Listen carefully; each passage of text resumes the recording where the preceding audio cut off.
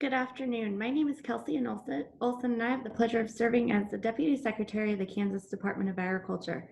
Thank you for joining us today as we welcome a start of the 5th Annual Kansas Summit on Agricultural Growth. I appreciate you bearing with us as we just wrapped up the beef sector right before this, and we're anxious to get started with our animal health sector. This event, as you know, has traditionally been held in person. And we've had the chance to bring all of the state's industry sectors together in one place with one goal of growing Kansas agriculture.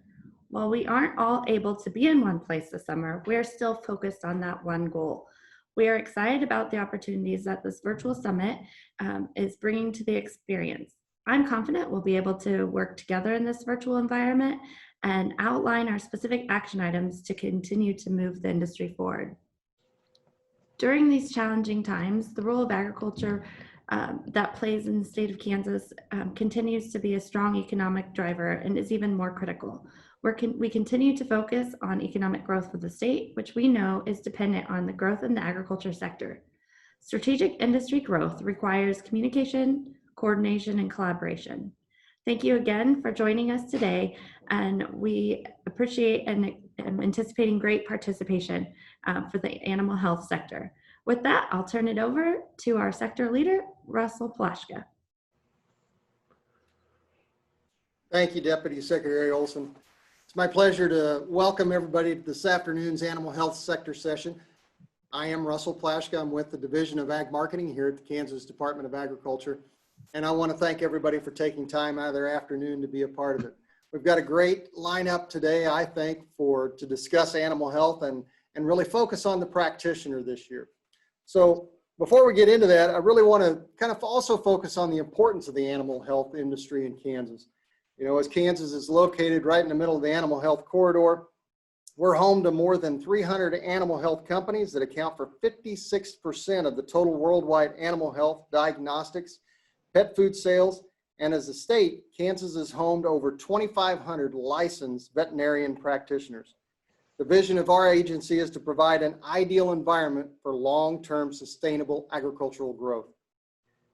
And along with that, this summit sector session provides a platform to entertain opportunities and barriers to agriculture industry growth for our state. So before we get really started, I do have a couple of housekeeping details. Hopefully, the audience, as you come on, you'll have some questions as we go through this session. So please feel free to ask questions. At the bottom of your screen, there's a Q&A button. And so we'll be monitoring that throughout the session. We will, if appropriate, we'll ask the speaker at that time that question. If not, we'll probably wait toward the end to ask that question. Also, this webinar is being recorded, so it will be posted on our website for later viewing, and we sure hope you take advantage to review it at a later time. With that, we are ready to get started, and I really am pleased to welcome Dr. Bonnie Rush. Dr. Rush is Dean of the College of Veterinary Medicine at Kansas State University, and she's agreed to come on and share some information about updates from the College of Vet Med, as well as some things that may be happening down the road. So with that, I'll turn it over to Dr. Rush. Thank you, Russell. I'm really pleased that the KDA could hold everything together this year and make something happen for the state of Kansas. I think it's a really important opportunity, and I'm grateful to be part of the lineup today. I want to tell you a little bit about what's happening at the college. And, you know, this is a picture from 1918, the flu pandemic, which started over in Fort Riley. And this is a football game, a Georgia Tech football game. And, you know, the Big 12 announced we're going to play 10 games. I think we'll have pictures that look a bit like this. This is also from 1918. And the reason this is interesting to me is you can see the controversy over mask wearing still existed then. Wear a mask or go to jail. And so we've been tremendously impacted by COVID, as everybody has. We started out doing in the hospital just emergency, and then we moved on to medically important and on to routine scheduling in about mid-May. We were the first College of Veterinary Medicine to bring our senior students back to the clinic because we really think it's important. There's just no other way to train competent veterinarians than in that clinical setting. And so they came back May 26th, and we're in our, I think, 11th week for them to be in the clinic with full staff. And that's been important to us. The diagnostic lab remained fully functional. They're also doing COVID testing for the Manhattan community. So they're doing all of the Lafayette or K-State testing, and then they're doing the Via Christi Hospital and other practices around Kansas. And the KDHE also sends samples to the diagnostic lab when they have overflow. And so a really important resource for us to be able to participate. We had somebody from California call us and say, we'd like to send 1,000 samples a day. Would you like to do that? And really our commitment is to the region, not to California or any other place. So we've maintained that we'll only take samples for the region. As you might have guessed, the diagnostic lab is used to turning around 300, 400, 600 samples in a day for a given herd, and this is no different. So they've maintained a one-day turnaround, where the turnaround time at other clinics might be 7 days or 10 days for patients to get an answer. They've turned it around for one day the entire time. And recall they're a NALM Tier 1 facility, which means they are federally recognized as the facility that they would lean on should there be a foreign animal disease outbreak. And I just wanted you to see on this map how where the NALM diagnostic labs are, which ones are testing for SARS-CoV-2, and which ones are taking animal or human samples as well. And we're able to take human samples because we have the largest rabies lab. And so we already had CLIA accreditation to do that. So only 8 VDLs around the country are doing COVID testing. There's been some important changes in recruitment. And last year at the Ag Summit, I talked about the SPARK grant, which allowed us to place some undergraduate students in rural practices, pair them with a mentor so they could learn more about what it means to be a rural practitioner. And we weren't able to do that this summer because of COVID, but we were granted an extension, and that program will go on next summer. We also have submitted a grant to also recruit Native American undergraduate students and give them some opportunities that other students might not have.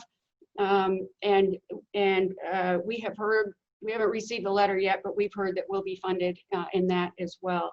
Probably one of the biggest surprises is we weren't sure how recruitment would go for the class of 2024. The class is fully subscribed, and for the first time in anyone's memory, we did not reach into the alternate list. Sometimes, as frequently as or as often as say 5 years ago, we went down to position 150 or 160 on the alternate list to fill the class, and basically everybody said yes. We had one K-State student, one state of Kansas student defer for a year for good reason, and so we pulled one off the in-state alternate list, but this has never happened before. So really strong interest in coming to veterinary school. For the class of 2025, we have 1,400 applicants already. This is up about 20% from last year. And the biggest change for us is that we've eliminated the GRE. We certainly had feedback at the Ag Summit and in other places that the GRE may be a barrier for students who grew up and maybe did their undergraduate at a place that didn't give them the same sort of preparation. And we also question the relevance of that GRE for success in veterinary school. And what I wanted to have happen is when the interview team walks out of the room and says, we have to have that student's amazing, I want that to matter. And in the old system, they could give that student a perfect interview score and ultimately they couldn't get in. So that means those interviews really, really matter now. We're not going to be able to do in-person interviews this year, so we're going to have to do them by Zoom, and that's unfortunate because being on this campus is our greatest recruiting tool for the out-of-state populations. So we've had quite a few town hall meetings with applicants, and we've put together a video that's a virtual tour of the college. Again, I froze tuition at the very first opportunity that I had, which was 3 years ago. So this will be the 4th year where tuition did not go up. And really nobody could remember when tuition hadn't gone up every single year. And so the seniors now they've never had an increase in tuition from the minute they came through the door. And really, that's because we're very worried about educational debt. Our most important scholarship program is the Rural Scholarship Program, the VTPRK program. And here's an updated map for where those graduates are now serving in Kansas. We've had 71 recipients so far. 97% of them have fulfilled or are fulfilling their 4-year requirement. The parallel program at KU Med has somewhere around 60% success in getting graduates to fulfill their requirements. So after 4 years, 94% of those students are still practicing in a qualifying county, and 70% remain in the practice that they joined after graduation. This is data from the AVMA Economics Division. This is in-plan data. And what it says essentially is the impact of having veterinarians in your community. So this is specific to the state of Kansas, and direct means these are direct employees of veterinary practices. Not all veterinarians, but this is the labor income associated with those veterinary practices. Indirect income means, as Russell mentioned, pharmaceutical companies, other animal health related industry for which that practice buys product and pays for a representative to sell to them. The induced means that your employees are going to the grocery store or eating out to dinner or buying a house, and the number of jobs that are created by the people who work in those practices. So the total contribution economically to the state of Kansas by veterinarians is just a little under $500 million. We started a certificate program. We talked about this last year. We had our first graduates in the class of 2020, which means they really dedicated all of their elective work to livestock issues, and they had to demonstrate that they had special skills. And now they have a special designation on their transcript that says they have a certificate in food animal. Since last year, we've added certificates in public health, in containment research, and in shelter medicine. When I graduated, and probably when everybody on this call graduated, when you saw a headline like this, how can you stand out? It was really about you're applying for a job, how can you stand out with a practice? Recognize this headline is about how can your practice stand out and attract a veterinarian to come to it. It's a complete turnaround from really where we were even 5 years ago. And what this article says is there are 12 open jobs for every veterinarian.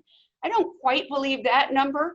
The numbers from the AVMA say it's closer to maybe 2.4 offers for every new graduate, 3.1 jobs for every job seeker. So you can appreciate how difficult it is to hire a veterinarian when there are that many opportunities. And the unemployment rate for new graduates is 1.6%. And that was our, on the morning of graduation, which was virtual this year, everybody that wanted a job had a job. So essentially 100% employment. The board pass rate was 97.5%. For perspective, the national average is about 93% board pass rate. And this graph just shows you the blue line is available jobs, and the green line is job seekers. And you can see that there's a pretty big divide that started about 5 years ago.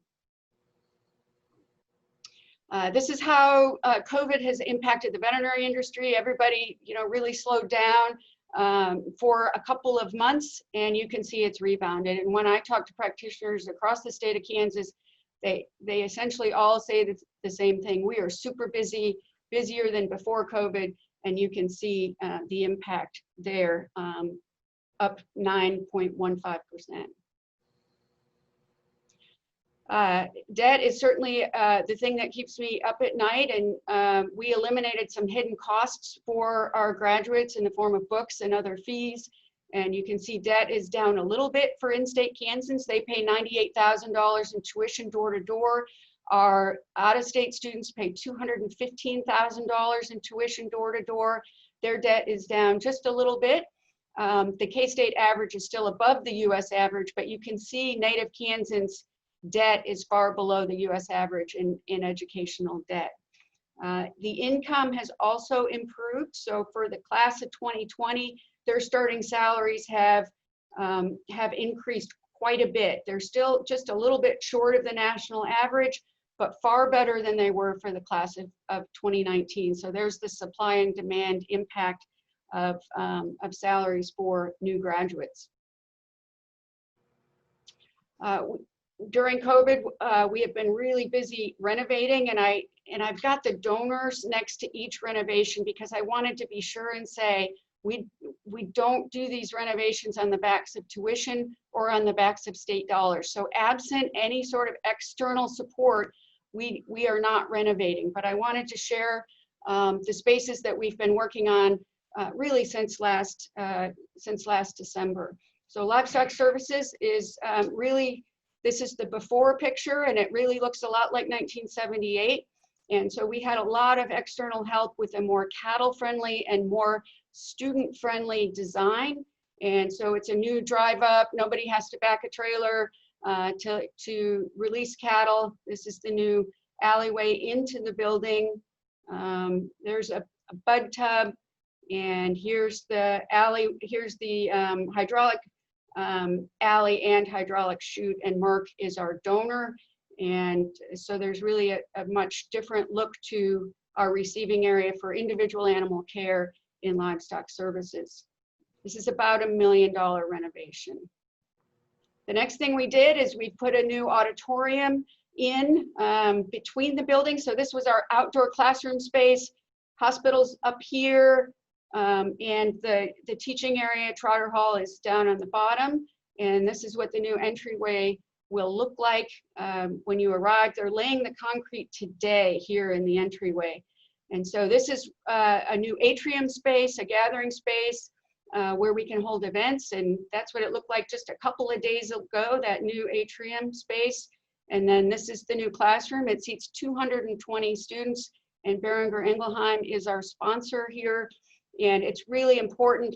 This is now our largest classroom, and our capacity in the classroom is markedly reduced for all our classrooms. We can only seat a much smaller number of students. So this, having this classroom allows us to seat half of the junior class.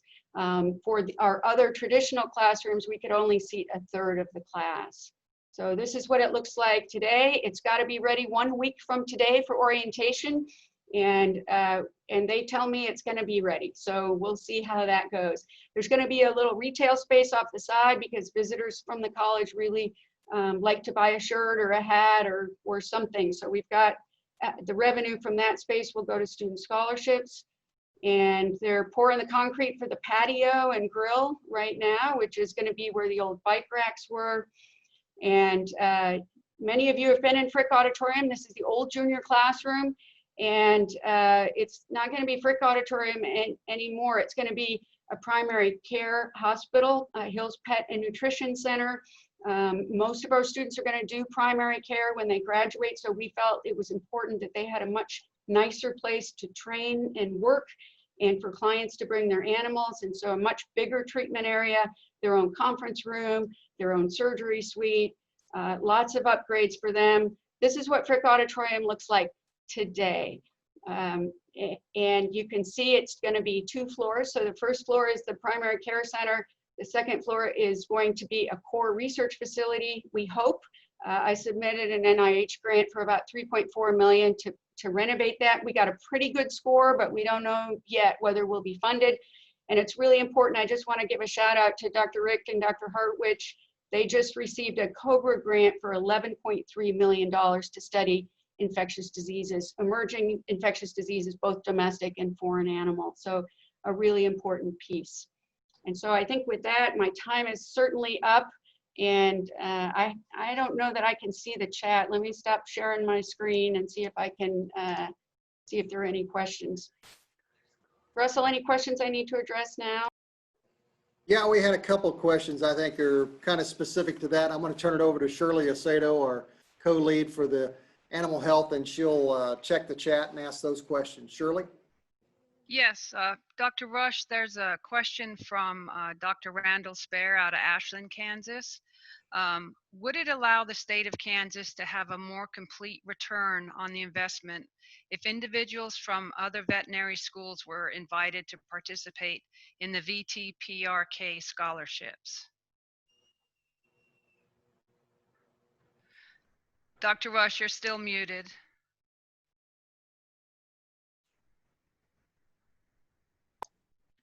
Hey, Randall, hope you're doing well. I know you have two new 2020 graduates with you, and I hope they're doing well as well. So the question is, what is the impact of the VTPRK scholarship? It's an $80,000 scholarship. They get $20,000 a year. It doesn't cover all their expenses because they're going to pay $98,000 in tuition plus living expenses. So if you were to award it to other states to come to Kansas, what would that look like?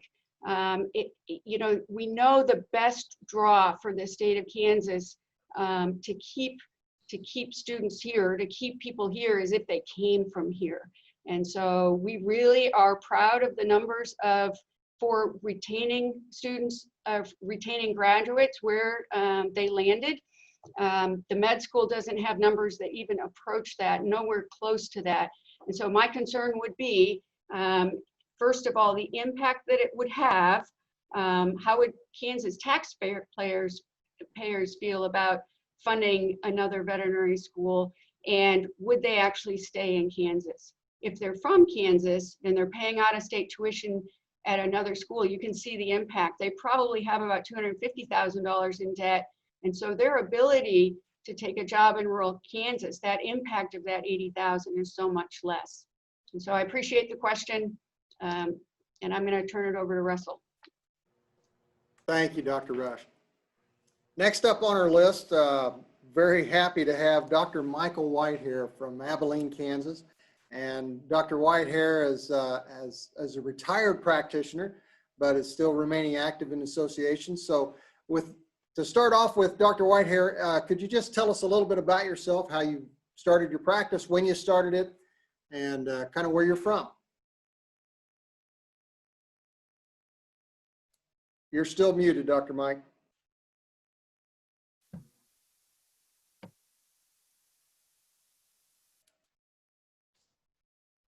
Just click it one time, Dr. Mike. You're still muted.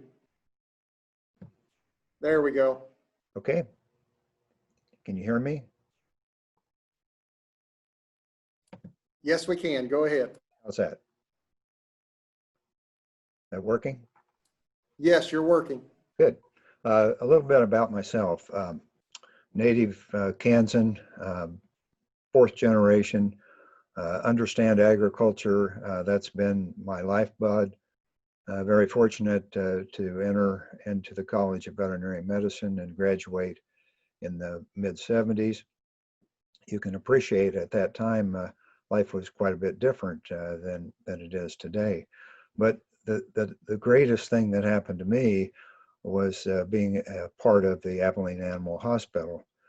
We set out with a goal or mission. We knew what we wanted to do to service our community, our profession, and ourselves and our families. And we built that on the idea that we could create a congenial atmosphere that crossed over multiple species. So with that mindset, we had veterinarians like myself that were focused on the food animal and equine part, people like my distinguished retired partner Steve Henry and his group with the swine production group, and then also community practice that serviced the small animal pet part of our community. The concept is not hard, but I'll try to tie it in with where I see us going today, because by giving that, we think that our clientele, we know our clientele got a better level because we could specialize. And if I wanted to go to a bovine practitioners meeting, then I wasn't going to have to learn about what to do in the swine industry or whatever. And that also allowed us, as we grew in staff size to 7 or 8 veterinarians, that we'd have weekly staff meetings, and we'd share cases and share insights. And I think that really helped me the most of anything right there. Uh, in growing up in a small community, and probably most of our listeners would too, one of my real joys and passions was involving as a volunteer. There's so many different ways that you can serve a community. And we were all taught, even in veterinary school, that if we had a good life experience at the local level, it enhanced our visibility and created a worthy position for the veterinarian for all the things that we stand for. So we build on that part of it. I also found myself being involved as a volunteer in association work. The Kansas Veterinary Medical Association, I've been a long-time member and had some leadership opportunities in that group. But then I was able to move into some other things at the national level. And the AVMA has been my primary interest. Oh, probably the last 20 years. The last 7 or 8 years of that has been involved at the board of directors. And the board of directors, I was able in my last year to serve as the chairman of the board. Now, why do I bring that up in our conversations about Kansas? If I looked around that table of 15 or 16 people, there were very few faces that really related to animal agriculture by their choice. They did other things very well in their profession, kind of like what I talked about with our practice in Abilene. But what I also learned in that period of time, that 6 years, was it gave me an opportunity as much as I could to be the rallying point and the information resource for others to learn about how special rural communities are, how special animal agriculture is, and how there's a place for people that may not be directly involved to feel that they're good. It's a good place for a veterinarian, even in an urban setting, to be able to articulate to clients and press or whoever they're talking to about what we have. And it has stayed with me that those kinds of mindsets have best served us. We all in agriculture certainly are pretty quiet and reserved. We don't talk a lot about what we do. We just go do it. And yet you find yourself having to step out of your shell a little bit and be able to say that. And it was one of my memorable experiences that when I left that board, that they had a much better appreciation of what we do in rural communities. We'll get into a little bit more when we have our recent graduates talking about their life experiences in growing a practice. I can certainly say when, as I said at the onset, in 1975, when I started in Abilene, there was just 2 of us, and we just worked hard, and we're still working hard all these years, 45 years later, but we're working in a better way. The other sidebar I want to mention briefly is the great cooperation that Abilene has had with the College of Veterinary Medicine, having known Dean Rush as a personal friend and colleague all these years, and appreciate her leadership, but also appreciate the faculty and the programs that have been are ongoing. And that's part of why this message today is so valuable. I could go on, but I wanted to answer a few questions. And Russell, I'll turn it back to you.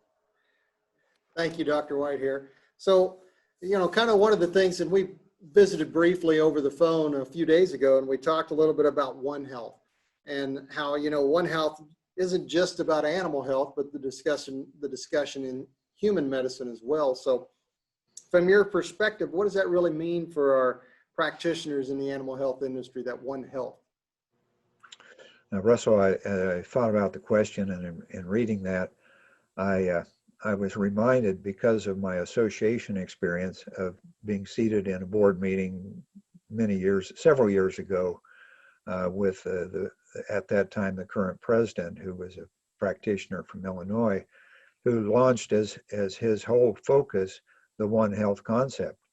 The AVMA endorsed that. They bought into it.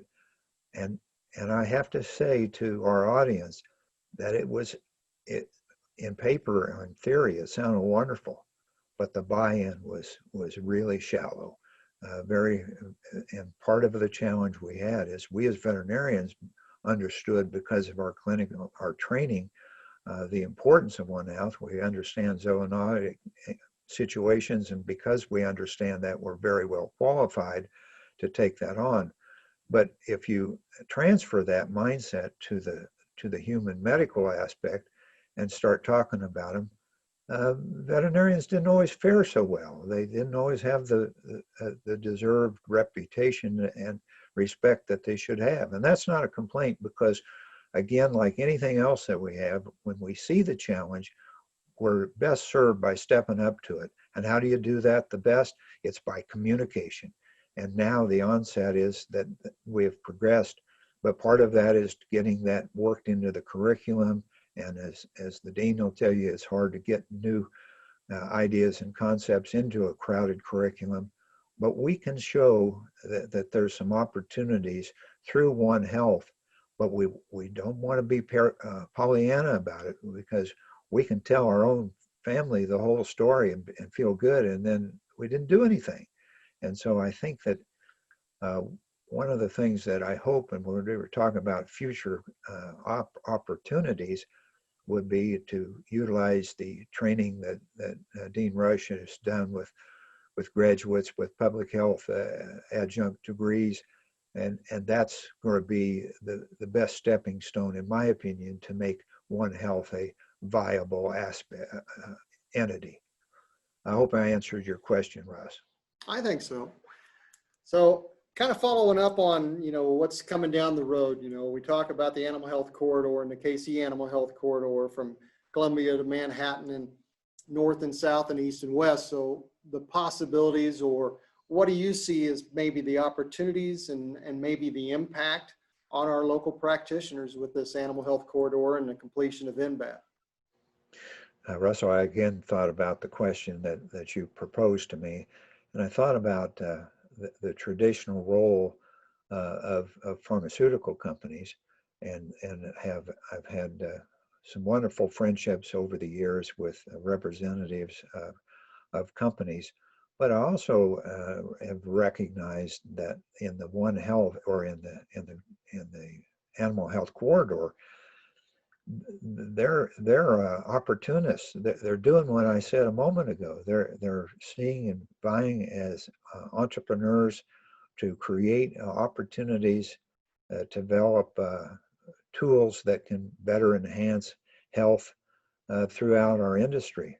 NBAth is a great example. What a gem that we have right here in the center, and what better place to locate it. Does it directly impact veterinarians in practitioner form? Maybe not as directly as you think, but you also have to appreciate that because we have that there, and we've had that level 3 lab there for quite a long time, it gave individuals opportunities to get exposed to that, to maybe pursue careers there. But it also gave the veterinarian some credibility, especially in the community level, to know that we have resources. We've also blessed, as Dean Rush talked about, a terrific diagnostic lab. Most all of those folks have been through our shop in Abilene, and we've appreciated what they can provide for us, and doing the things that answer questions for producers. Do I see a direct role? I don't know that it even has to be, but the thing of it is, it has to be something there that keeps us, our momentum moving forward. If it's not doing that, then we're stuck, and we create our own destiny, which we may not particularly like. But I think we're very blessed. And I got to thinking about the One Health in the corridor here. We don't want to just restrict ourselves just to highways. We want to think about a global perspective here, because most of these companies are global, but they've, I think, in their own wisdom, created places like what we have there where they can do the research and be close to the ag community. And I think for that reason, that's why I see a continued presence and appreciation for what happens because of the presence of this corridor. Appreciate your comments, Dr. Whitehair. And I know I've got another question for you, but I'm going to pause on that one and bring it back to the whole panel toward the end there. So at this time, I'm very happy to bring on a couple of panelists, actually three. We have Doctors Davey and Amanda Allison from the Countryside Vet Clinic in Garnett, Kansas, as well as the previous owner, Dr. Fred Gardner, to talk a little bit about succession planning. I think that's a topic that we hear a lot about across the state, whether it's from a producer level to an ag business, to in this case, a practice. So with that, I'd like to call upon Dr. Davey and Amanda Allison just to tell us a little bit about you guys and how you came to Garnett. You want to start, Amanda? So I graduated from Auburn in 2002, and at that time I was engaged to be married to Davey. So he was currently working in Nebraska. That was a little far from home for me, and so we compromised and went to Iowa for a year. But we found ourselves in a practice where we just weren't completely happy. And then Dr. Davey, he can tell you kind of how we made it from Iowa to Kansas, but So yeah, I'm Davey, Dr. Davey Allison, and I'm a 1999 graduate of Auburn University. And both Amanda and I, we are originally from southwestern Kentucky. And I grew up on a diversified small family farm operation. We grew hay and grains and tobacco and cattle and had a fair to finish operation, but pretty small type family farm. And so as a youngster, I developed an interest in animal agriculture. And so when I started in my undergraduate studies, I started out as an animal science major. And I got 2 years into that, and I just wanted a little bit more. I decided at that point to try to become a veterinarian. I wanted to practice. And so I had to kind of get caught up on some prerequisite classes and everything, but I got it done and got accepted my 4th year into undergraduate, and started at Auburn in the fall of '95, graduated in '99. And then as Amanda alluded to, I practiced in a predominantly food animal practice in Northeast Nebraska for 3 years. And then Amanda and I got married when she graduated, and we practiced in Iowa for a year. And then we ended up down here, got to meet Dr. Gardner, who was looking for an associate veterinarian at the time. And I believe the way we got hooked up with him is that there was a PVP rep, one of our drug suppliers for the practice I was working in Iowa, had let me know about Dr. Gardner and the practice here, and that got her interest, and Amanda and I made contact with Dr. Gardner at that point. Very good. So thank you. And that's a great way to bring in Dr. Fred Gardner, the original owner of the practice. And so I call on Fred, if you could kind of give us your background. When did you start the clinic, or when did you buy into that clinic, and where are you from originally, and how did you land in Garnett? I grew up southeast of Emporia, in the east edge of the Flint Hills, on a diversified farm.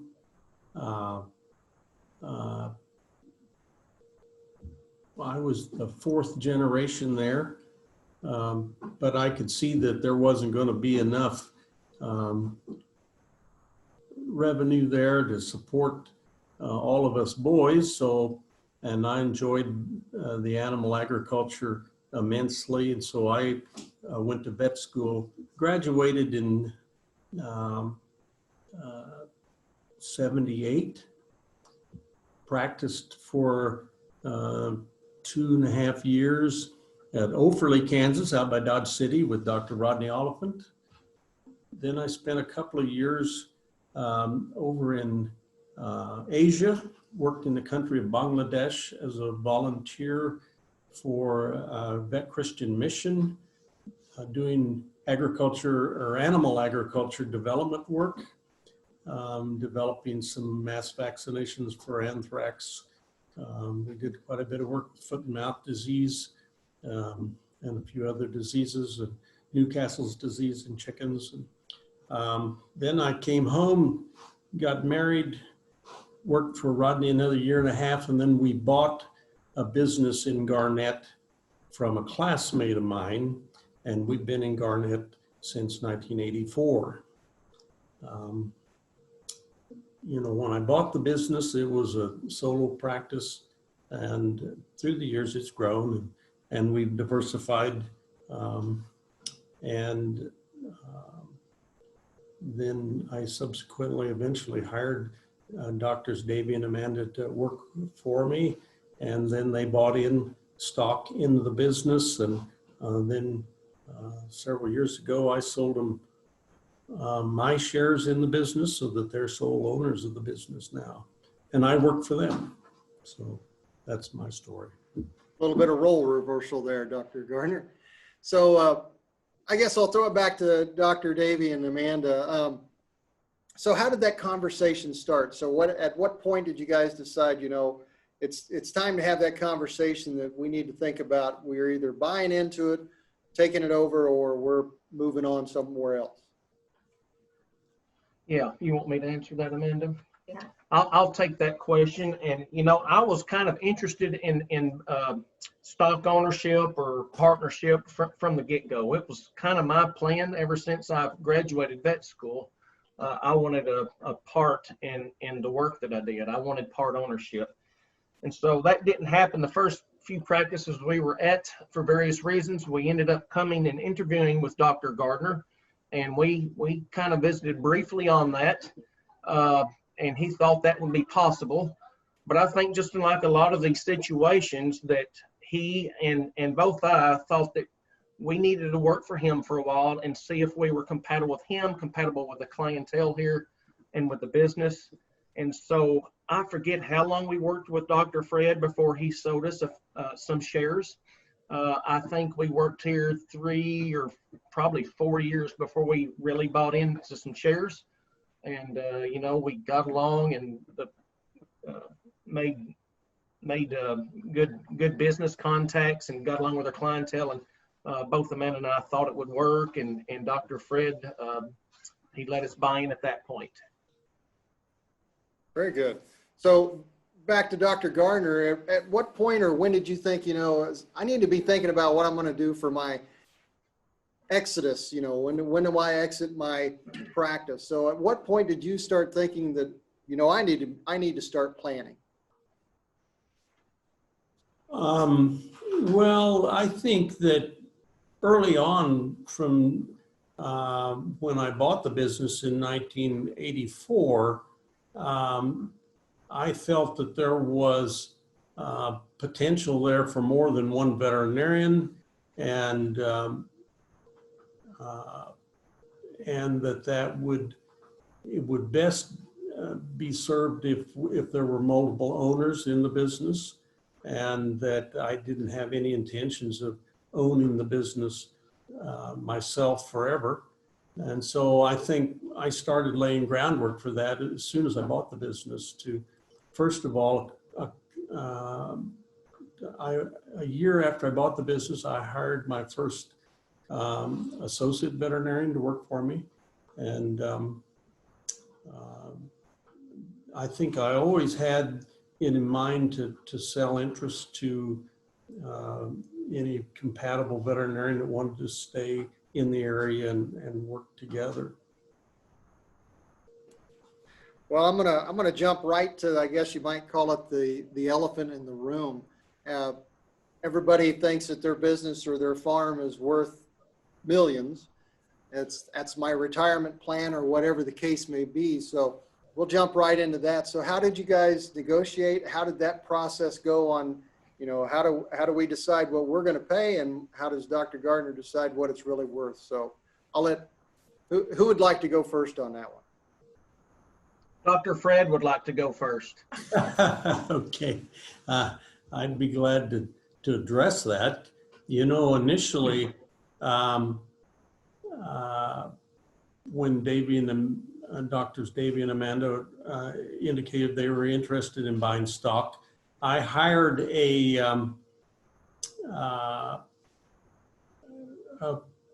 professional evaluator to evaluate the value of the business, and we went with those numbers. And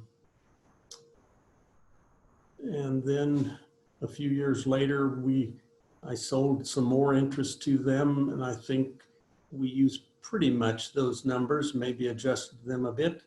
And then when I sold all of my stock in the business, there are a number of different tools available for deciding the value of a professional business, particularly veterinary medicine. And that's what I used to come up with what I felt the business was worth. And I think Doctors Davey and Amanda and I discussed that a bit, and we came to an agreement of what the value would be. So I can speak for, just starting looking at selling the business. Dr. Gardner was always upfront with us and willing to talk with us and answer questions. For Davey and I, we both have a very different mindset, and I am much more comfortable working with the staff and the team members that we have. Davey is much more comfortable looking at numbers and looking at the books. And so when we first started talking about buying in, it was probably a little more overwhelming for me, whereas Davey could look at the numbers and he was just comfortable with it and not worried. And Dr. Gardner, one of the things he did was, him and I signed up for one of the meetings to go and that talked about like selling your practice and how to evaluate the practice. And I don't know exactly how long we did that before we decided to buy in. It may have been like a year before when we were starting to talk about it. And he went with me to that meeting, and it was impossible for Davey to go too, because that would have been like all the doctors. So he stayed behind and worked. And that meeting for me helped me quite a bit. I think for Dr. Gardner, he knew all of those things already, but he was willing to go along. And that way, if I had questions or something, him and I could kind of talk about things. And so, for me, that meeting was very helpful, and it went through some of the things. I'm sure there's tons of different ones out there, but it went through a lot of the how to evaluate your practice and how to come up with a number. And then Dr. Gardner was willing to go ahead and get the practice evaluated. He already had an idea of what he felt it was worth, because again, he's had a lot of years of experience under his belt and had dealt with similar situations. But for me, being able to see the formula that was used at that meeting was very helpful. And really, with the formula that was used there, with how Dr. Gardner explained to us how he figured the price, and how when we had it evaluated, all those prices were right in the same ballpark. For me, the meeting that we went to just helped me understand, because I did not have as much of a business mindset and a number mindset like Davey had. He didn't need that. He was perfectly fine with, listening to how it was evaluated and talking to Fred, Dr. Fred, and he could come up with those and understand it a lot easier than I could. So now, how long has it been since you bought the rest of the stock from Dr. Gardner? Yes, we purchased the final stocks July 1 of 2015. So it's been just a touch over 5 years now. So if you could, 5 years into sole ownership, so kind of give us a little bit of picture of what is your practice, how many associate veterinarians do you have, how large an area do you cover, and so forth. Okay, yeah, I can do that. We have currently got 5 veterinarians employed here. That's counting me and Amanda and Dr. Fred. And there's actually 2 more associates, so that makes 5 of us. And how many staff do we have now besides the veterinarians? About 11 support staff here, varying from reception work to technicians and kennel help. And so there's, 11 other people besides the veterinarians employed here. And we've got a hauling facility. A lot of our work is hauled in, but we do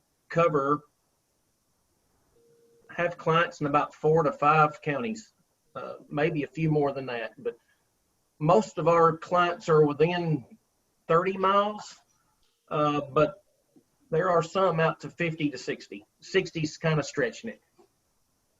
We do a lot of breeding soundness exams here at the clinic, and the bulls are brought here. Before I bought in the rest of the shares, we had put up a good safe facility that Dr. Gardner had designed, and that will handle bulls because we started checking more and more bulls every year, it seemed like. And so a lot of our work is hauled in, but we do have vet trucks and make farm calls to do various things for herd work in the country. And we are a mixed animal practice. Dr. Davey does, he does most of the cattle work. And then we have 2 associates that do cattle work and small animal. Dr. Gardner does mostly equine.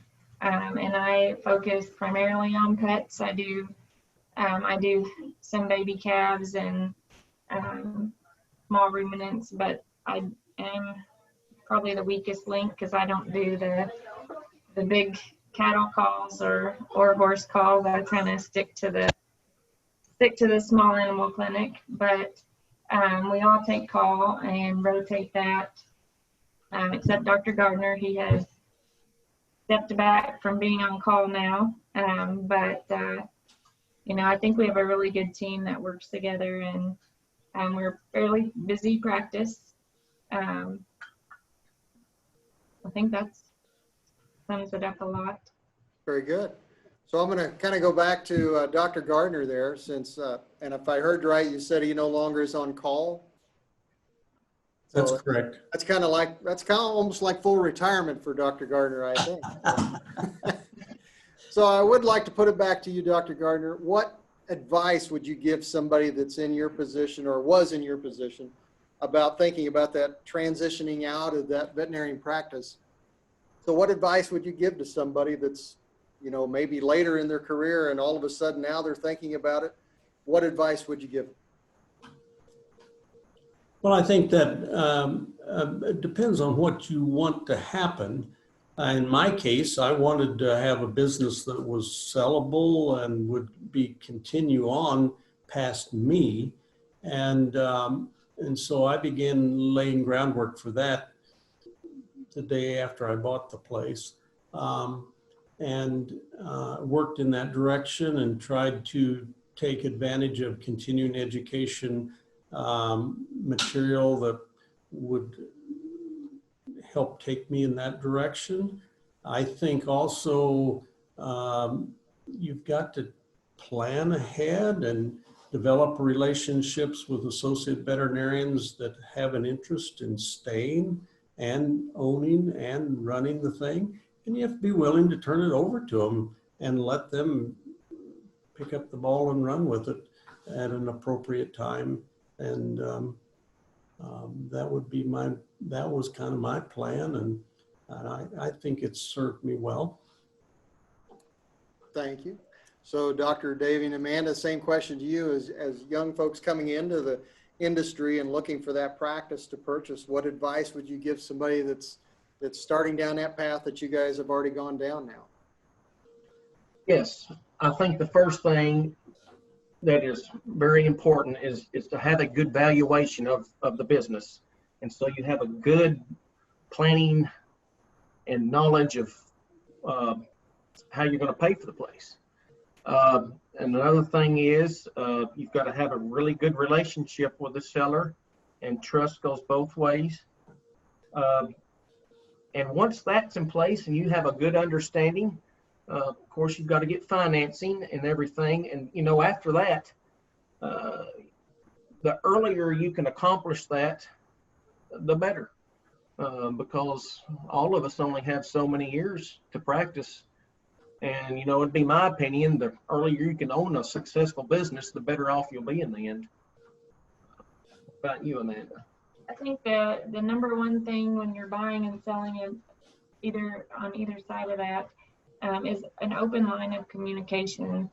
I cannot tell you how many conversations and meetings that we had just in general with Dr. Fred and along these lines, and he was always willing to talk to us and answer questions. And don't be afraid to ask the questions. You need to understand what is entailed in the business and all the different aspects of it before you make that final decision.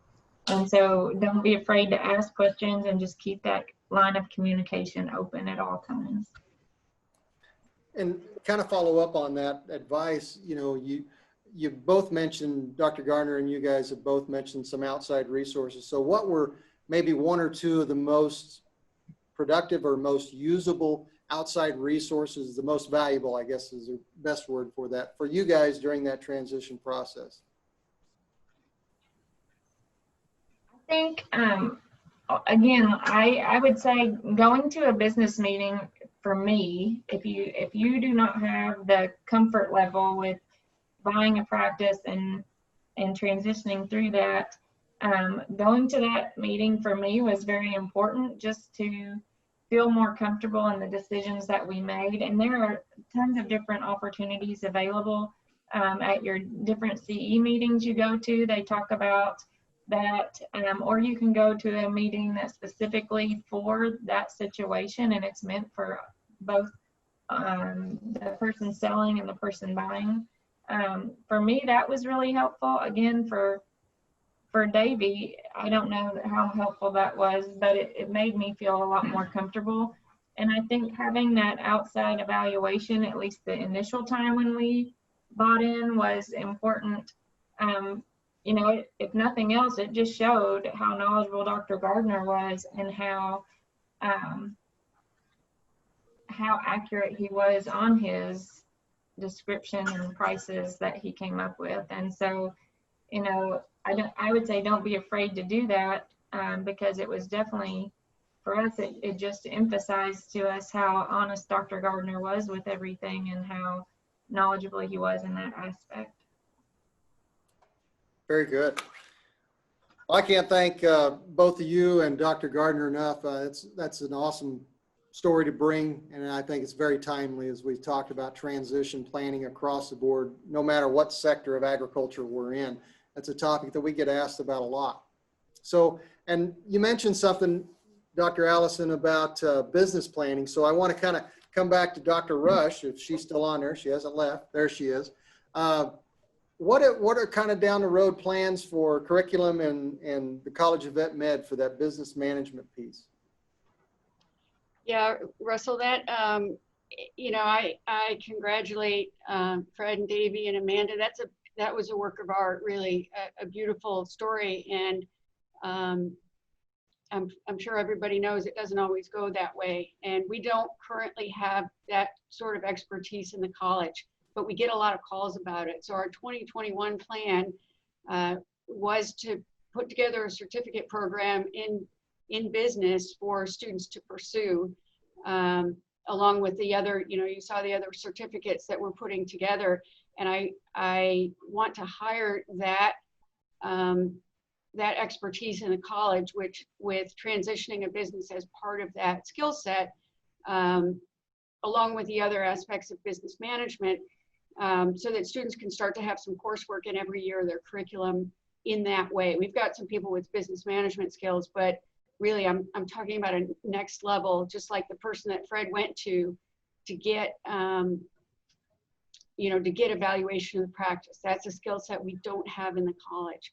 And what I'd like to ultimately do is have their capstone course for those seniors to be just like every other clinical rotation, is to have a business rotation where they visit a practice in Kansas and talk about, you know, how are they handling their inventory? How, you know, what is this practice valued at a level that the practitioner is comfortable with. We don't want to push the practitioner out of their comfort zone for sharing the books with senior veterinary students, but we want this, I think it's the best way for seniors to learn. You know, in the classroom is probably not the best way to learn business practices, but in a practice where there's real life situations in front of you, I do think that's the way that it could go. And it would also serve practitioners in the state of Kansas. We've had a 15% budget cut this year. And so we, you know, we're not going to be able to hire that expertise certainly in the next year. We'll have to see where COVID takes us, but that was our short range plan. And now it's going to be a mid-range plan because I think that's a really important, it's a really important component of training veterinarians. And it's something that we hear about from practitioners needing support with valuing their practice. So I appreciate the opportunity to answer the question, and I certainly appreciate the story that they've told, because that is a piece of art. Thank you, Dr. Rush. So we're kind of coming up on that. We're just over an hour, and I kind of promised our panel as well as our audience, and I think a lot of our audience has stayed on after the beef and joined this one. So we've gone just a little bit over an hour, and I'll ask Shirley if we've gotten any other questions in, or we're good on the questions. We are good on questions right now, Ross. Thank you, Shirley. Well, I just want to take one last minute to really thank our panelists. I can't thank you enough on behalf of Kansas Agriculture for taking time out of your day and being a part of this discussion. I do have a couple of last minute things. We do have a poll I'd like to put up, so I'll ask Sean, our IT guru, to place that poll up on the screen for you. So in looking back over the past few years, we've had some action items that have come out of the growth summits. So I believe they're all on this one page, so you should be able to see them all. If you could choose 2 out of the following action items that the industry should focus on. And give you a few seconds there to fill that poll out.